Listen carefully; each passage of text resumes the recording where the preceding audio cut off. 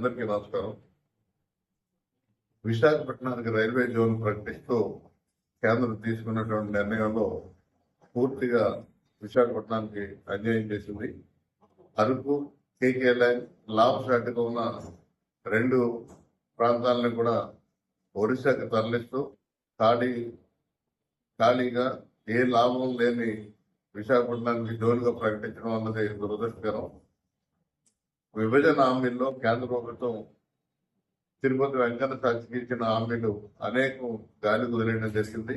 ఈ రాష్ట్రానికి సంబంధించినటువంటి అనేక ప్రాజెక్టులు పక్కన పెట్టించారు. దాంట్లో విశాఖపట్నం స్టీల్ ప్లాంట్ కి గన్ను కేటాయించకుండా సెయిల్లో విలీనం చేయమని అడుగుతుంటే అది కూడా చేయకుండా ప్యాకేజ్ రూపంలో 11,440 కోట్లు ఇచ్చి 500 కోట్లు జీఎస్టీ రూపాయలు వెనక్కి తీసుకుని 160 కోట్ల రూపాయలు బ్యాంకులకు అడ్జస్ట్మెంట్ చేసి ఇప్పుడు మిగిలిన దాంట్లో కొంత విఆర్ఎస్ ద్వారా 1,600 మందికి బయటికి తీసేస్తామని చెబుతూ అనేక ఇబ్బందికర పరిణామాలని చేయడం జరుగుతుంది. ఇదంతా కూడా ఆంధ్రుల పట్ల కేంద్ర ప్రభుత్వం ఉన్నటువంటి పూర్తిగా వివక్షతను విడనాడాలని, ఇప్పటికైనా సరే పూర్తి స్థాయి రైల్వే జోన్ విశాఖపట్నానికి అరకు, కేకే లైన్ తో కలిపిన జోన్ ఇవ్వాలని చెప్పి రాష్ట్ర ప్రభుత్వం పట్టుబట్టవలసిన అవసరం ఉంది.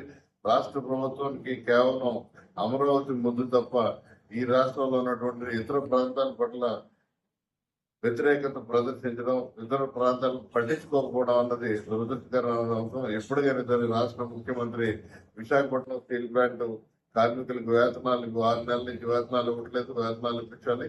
అలాగే కేకే లైన్, అరుపుతో కలిపినటువంటి రైల్వే జోన్ ప్రకటించాలి.